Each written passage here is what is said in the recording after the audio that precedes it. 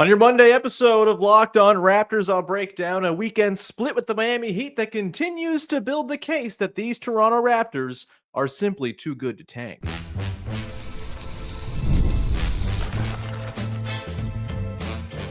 You are Locked On Raptors, your daily Toronto Raptors podcast, part of the Locked On Podcast Network, your team every day.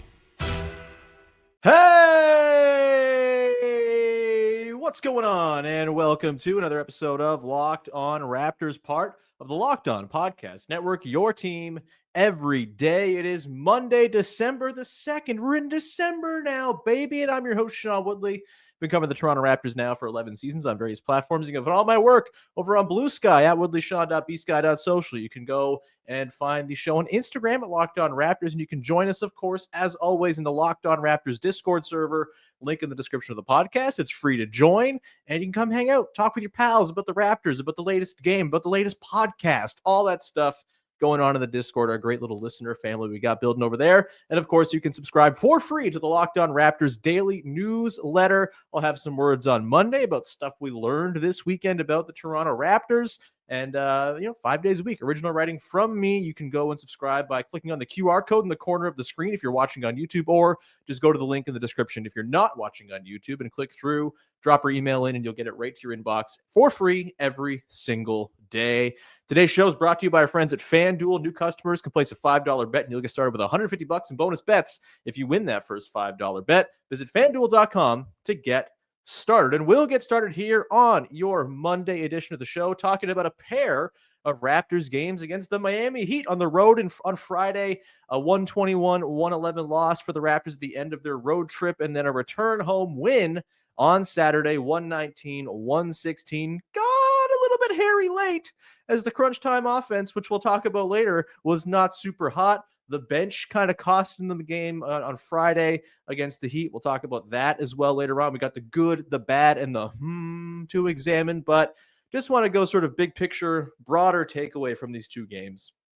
I think it's just kind of spelling itself out very plainly. This team is going to be too good to properly tank to the bottom of the league intentionally. Like, they're not, unless they start sitting guys and holding guys out for injury. And hell, they've had guys out for injury all season long and are still playing much better than the 6-15 record that they have through the first quarter of the season.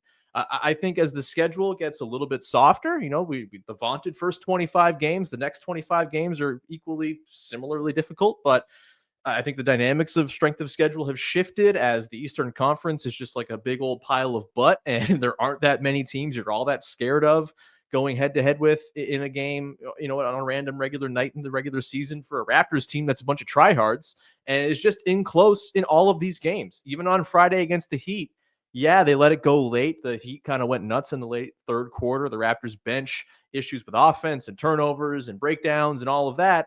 Yet there's still a lot to like and pull from all of these games, and they continue to just be in all of them. I think as they start to get guys healthy, the way this team is playing now, some of the depth they've discovered, which we've talked about throughout the season, we'll talk about some more. Jacoby Walter, the latest guy, kind of revealing himself as like, oh, this guy can play NBA minutes like right now. Okay, cool. That's fun. Put that one down in the book.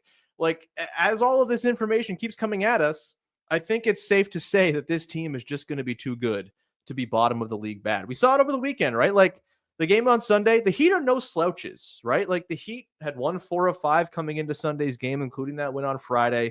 Tyler Herro's going absolutely nuts, and I hate it. It sucks. As a non-Tyler Herro believer, it's really going against all of my personal agendas that he is having the season he's having. But you have him, you got Jimmy Butler and Bam Adebayo both doing their thing. They continue to be the Heat, like a desperately annoying team to play against, as they always have been and always will be under Eric Spoelstra. And yet the Raptors just looked at home on this floor with this Heat team that I think is up to 5th in the Eastern Conference, maybe 6th now after last night.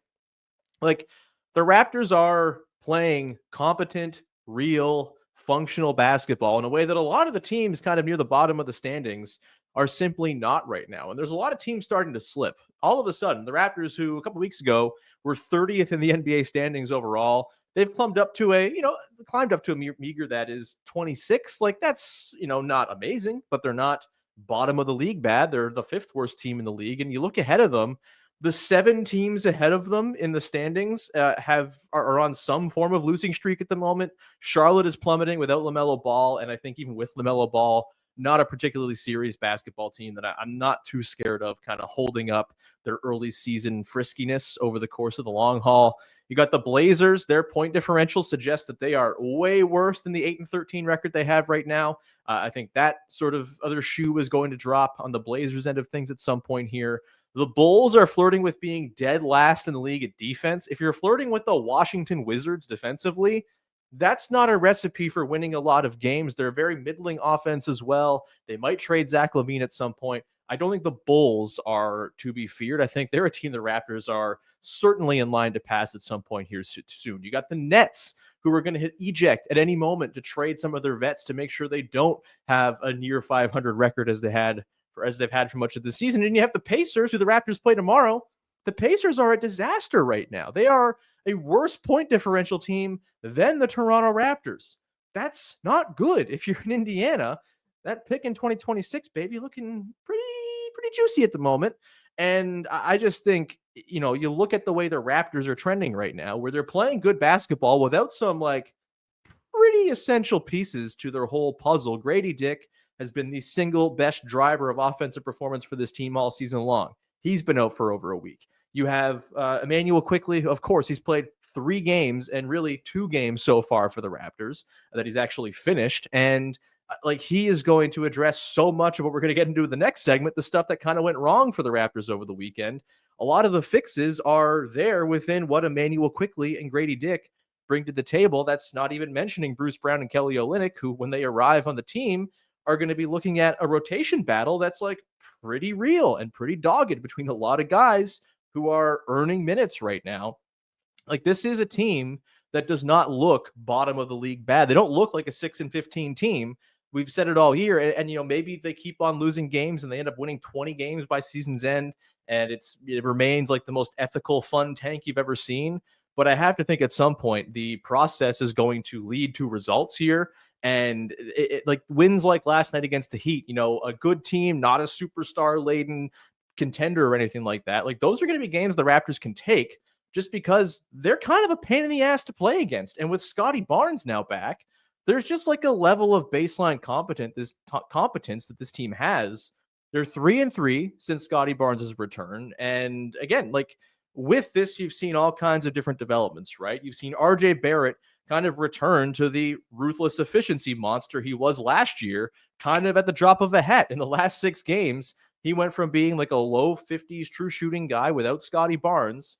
Barnes has come back. There's been way more play finishing sort of added to Barrett's repertoire as opposed to play creating, way less in terms of him running pick and roll. Yeah, he's doing it with the bench here and there, but for the most part, when Scottie Barnes is in there, he is doing the off-ball creator thing, right? Where it's swinging to him, then he's driving, he's coming around screens, he's getting those great laneways to the bucket with the left hand.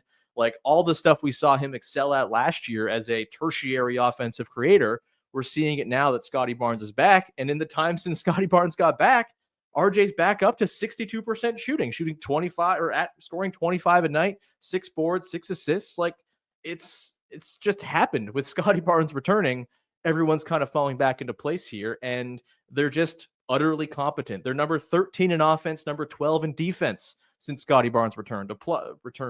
Since Scottie Barnes returned, you have a plus 1.5 net rating since Scottie Barnes got back in the lineup as well. The Pelicans game doing a lot of work there, but this is a team that is in every game, is super competitive. And a stat to me that our pal Joseph Kashara from The Score dug up this past weekend in his piece over at The Score about the Raptors overachieving while also kind of doing the perfect tank is that over the course of the season, the Raptors have won more quarters than they've lost, despite being 6-15.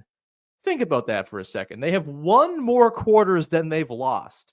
That is not a 6-15 team stat. Again, the injuries, the 2-9 without Scottie Barnes are dragging things down here. I think they're way closer to a 500-ish team with Scottie Barnes. And if you're a 500-ish team and you're doing this without Immanuel Quickley and Gradey Dick, you're just too good to be at the bottom of the league's dregs. And maybe some people will be upset about that. I just think, you have to let this team kind of show you where they are and let them play and give them some run to show what they've got cooking. And as it turns out, what they're cooking is pretty damn interesting. And it's not at the level of these teams at the bottom of the league that are totally hapless. Like, this is not the Washington Wizards or the Utah Jazz or the Sixers. My God. This is not what the Hornets are looking like or what the Bulls are on track to become or what the Nets want to become once they trade their guys. This is a team that's too good to properly tank. And that's a great thing. Like, this weekend of basketball, wildly entertaining. So much good stuff. The punchback in that game against the Heat on Friday, where it was just like these dueling back and forth 15-0 runs, it felt like all night long. At any moment, the Raptors on the road at the end of a road trip could have just said, you know what, we're packing this one in. But no, even when they went down late in the third, early in the fourth, they still just kept on coming because this team is a gigantic pain in the ass.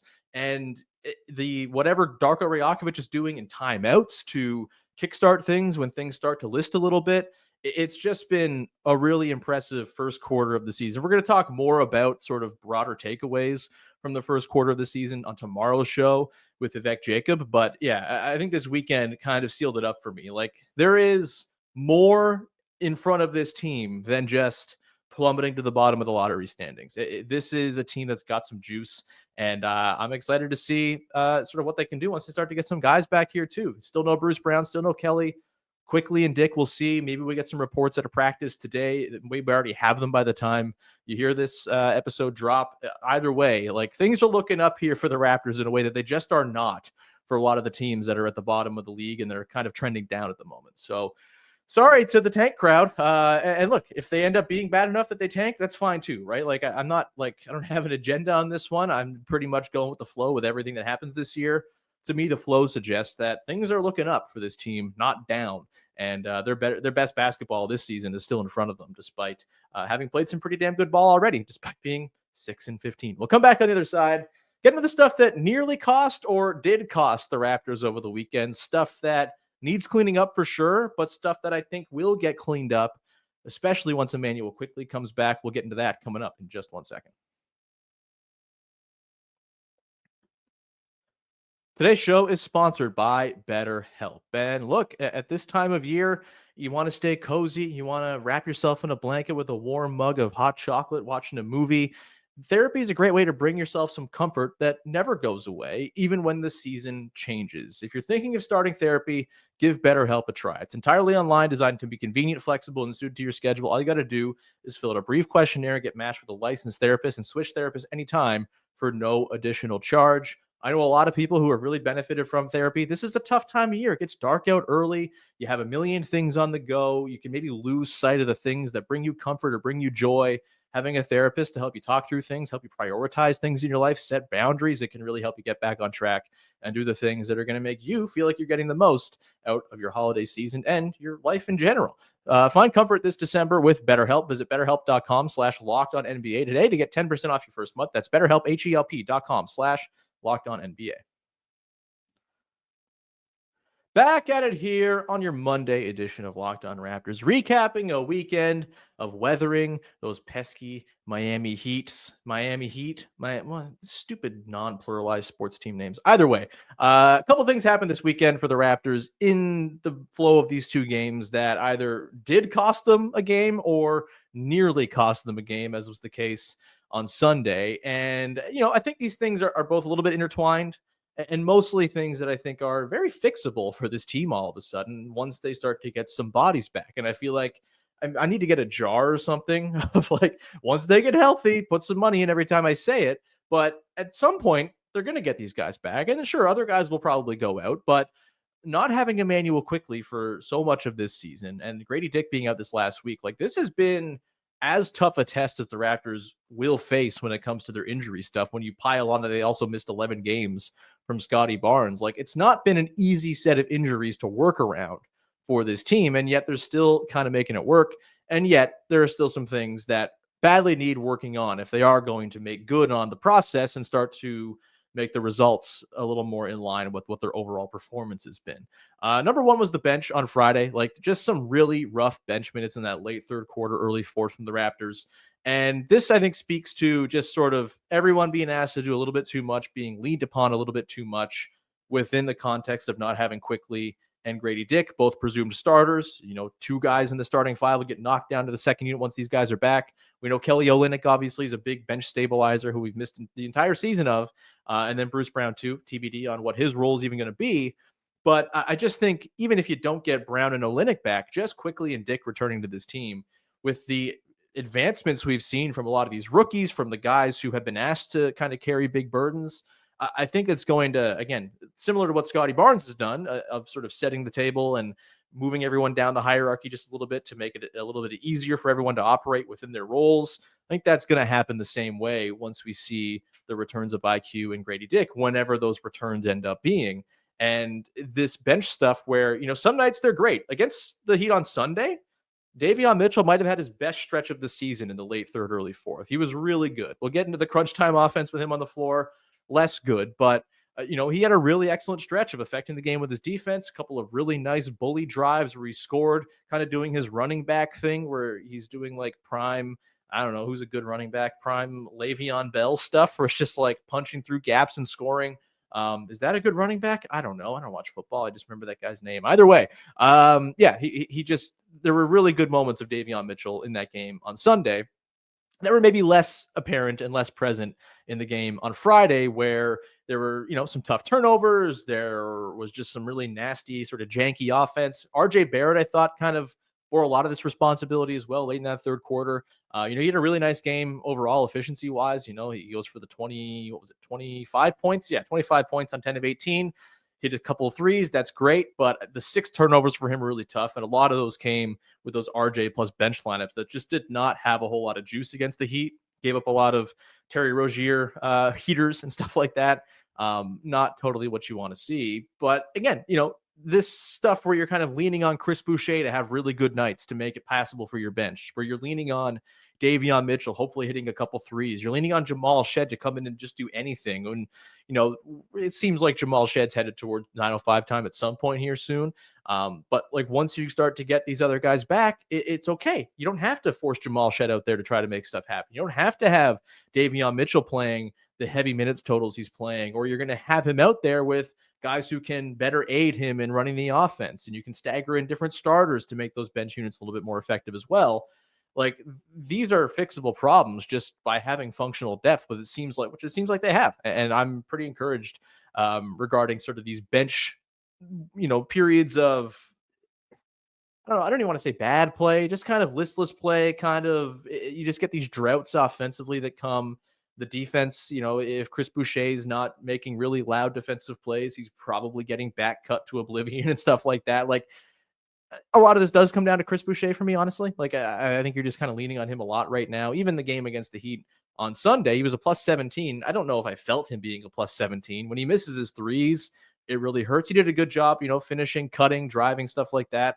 Moving in transition, had a couple big blocks, but for the most part, the Chris Boucher experience, I think the whack-a-mole-ness of it is a little bit hard to cope with, and it just becomes easier to cope with when you have more dudes who are capably filling into those bench minutes. You don't have to lean on Chris Boucher to play as many minutes as they've leaned on him for.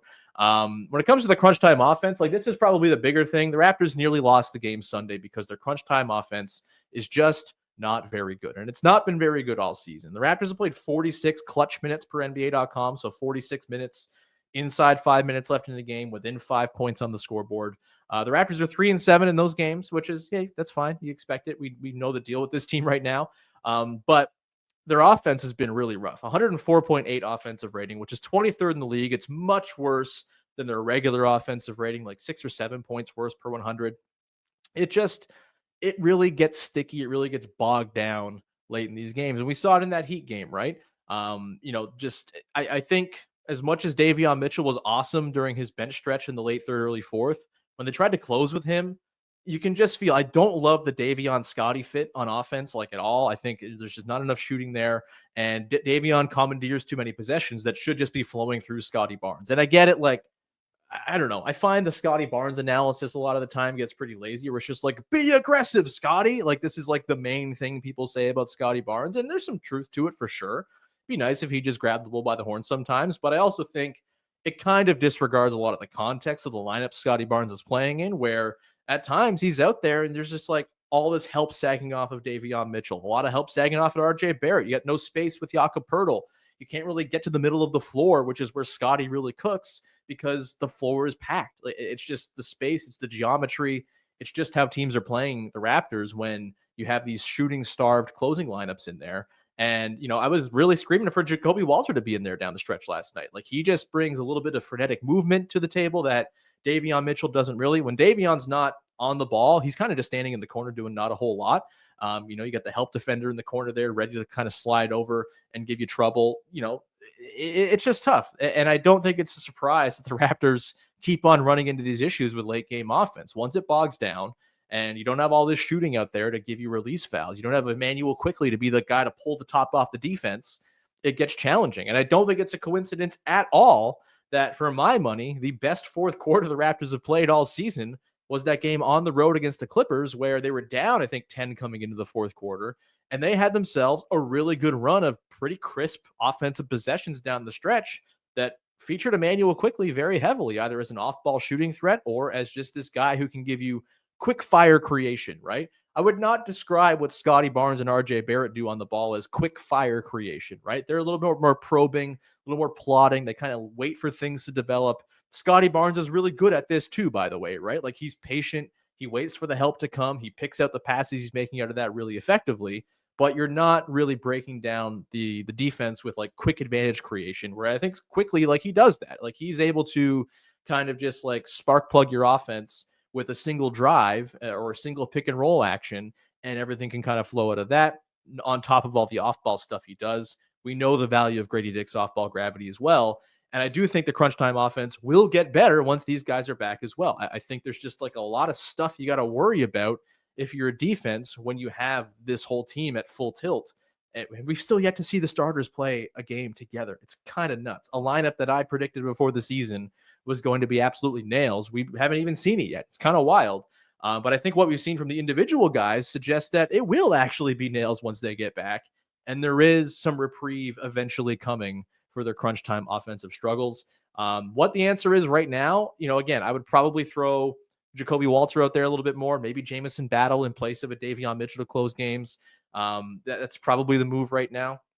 There's not a ton of shooting your work with. There's not a ton of great options, but I do think there's got to, maybe even, I'm a big Jakob Poeltl guy, but maybe you close a little bit with Jonathan Mobo once in a while, throw a different look, have the chaos and the defensive sort of turnover machine that he is, and you get some offense on the run. That's not been something the Raptors have been awesome with this year. They've been pretty rough when it comes to their transition efficiency, but overall, maybe that's a way you can kind of kickstart things, or have Mobo out there as like a guy next to Jakob Poeltl and just go huge and try to win with defense and size and hope your offense scrapes by. Like, they're not scraping by with Davion Mitchell up there to close games anyway. So why not try to scrape by with Jonathan Mobo, who just brings a little bit more size and again, sort of turnover creation, chaos, and all that stuff. There are ways to fix this crunch time situation, probably more so once Quickley and Gradey, or one of them, is back at least. And then you can kind of have a little bit more of a sort of harmonious offensive ecosystem. But yeah, that's the big thing to pull from this weekend, right? Like, if the Raptors are actually going to go and win a bunch of these games, these bench stretches where they kind of get not a whole lot of anything need to go away. And these stretches where the closing lineup just completely forgets how to play offense, got to be ironed out somehow. And Quickley and Gradey really should help with that. We'll come back on the other side. We're going to get into the good, the bad, and the from the weekend that was for your Toronto Raptors to close out the show. Jacoby Walter, man, dude's got some juice.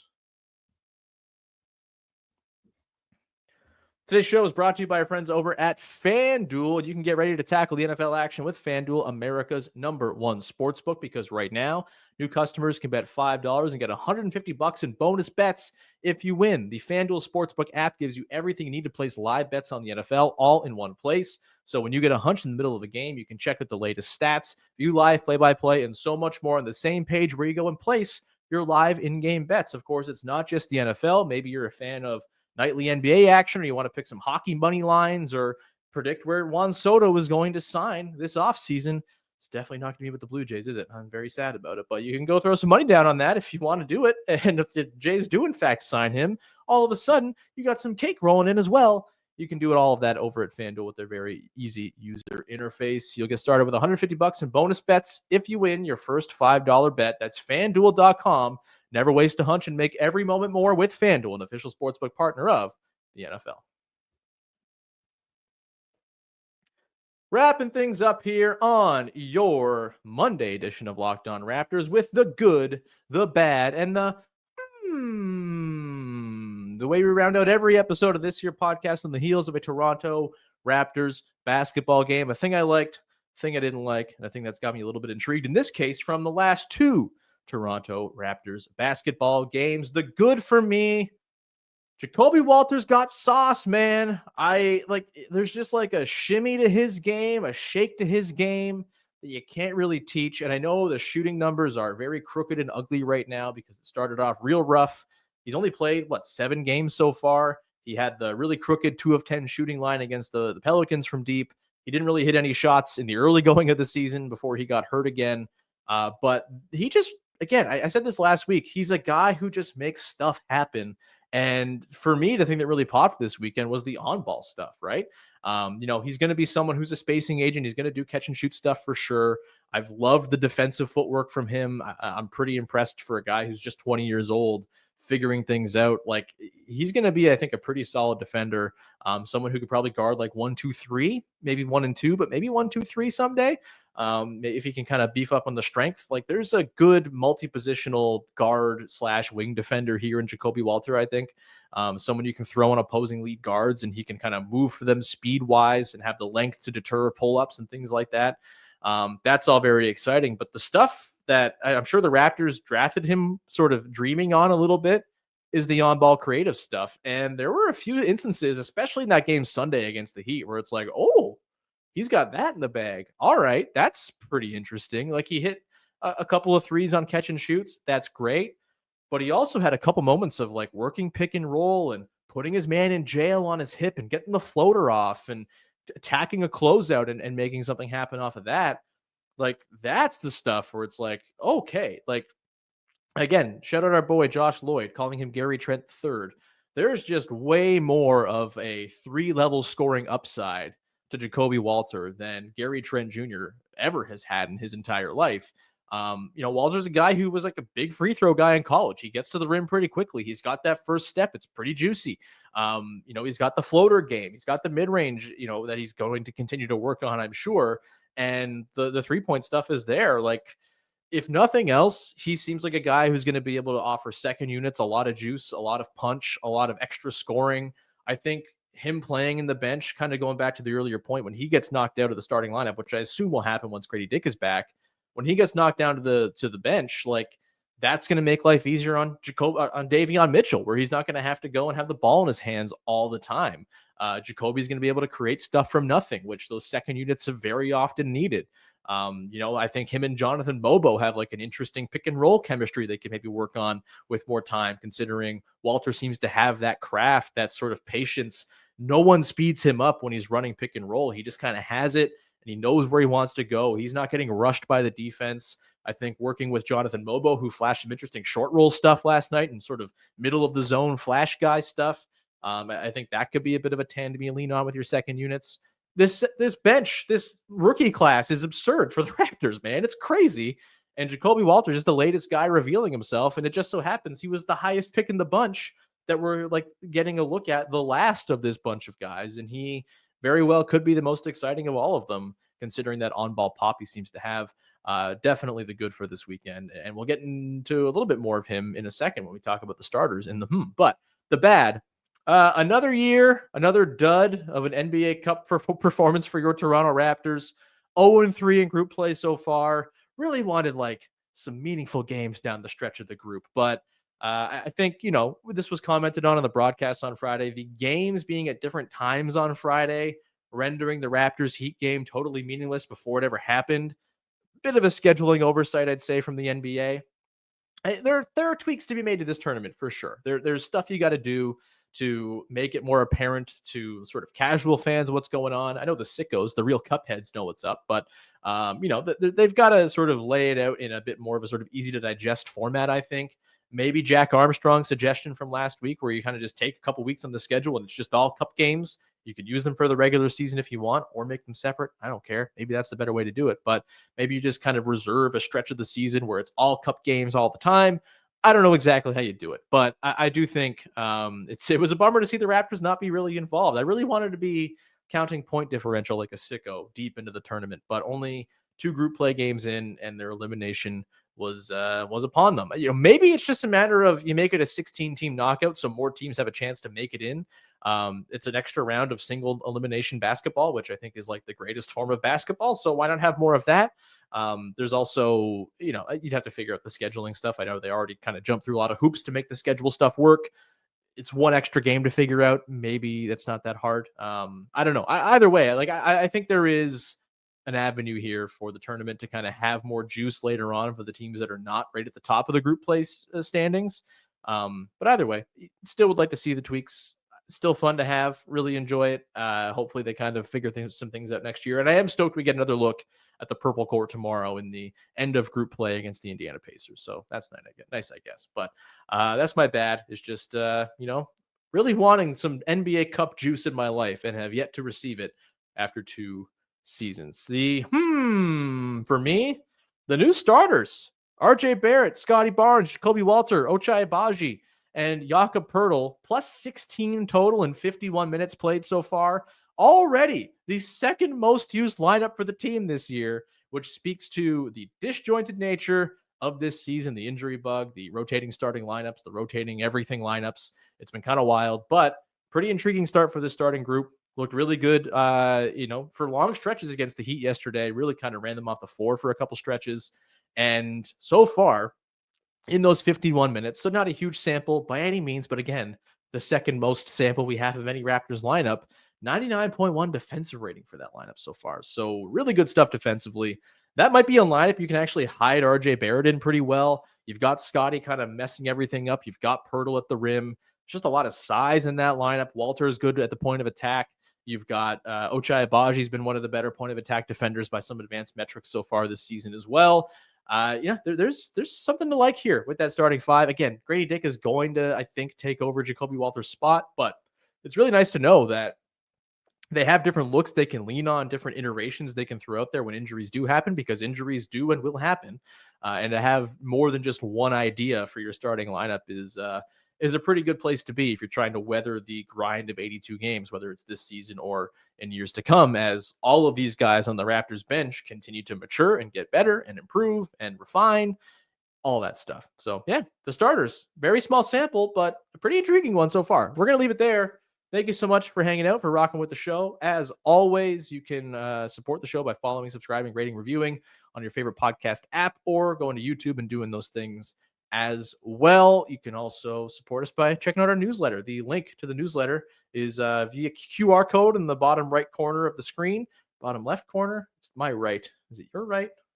I don't know how mirrors work. Either way, bottom of the screen, you can see the QR code. You can scan that if you're watching on YouTube, or you can go, if you're listening, into the link in the description of the podcast, where we've got the link there to sign up as well. Again, 100% free for the newsletter, and you get myself 5 times a week. You get Katie Heindel 4 days a week, Michael Shearer from Basketball Poetry once a week. Really great pieces there, and then Josh Lloyd fantasy tips as well. So please go and check it out. Support the newsletters, both for this show and for all the Locked On local shows, which are great. And we will send you off into the rest of your day. We'll be back again tomorrow to take stock at the quarter pole with our pal Vivek Jacob. Until then, thank you so much for hanging out. Talk to you soon. Bye-bye. Oh, tough stuff.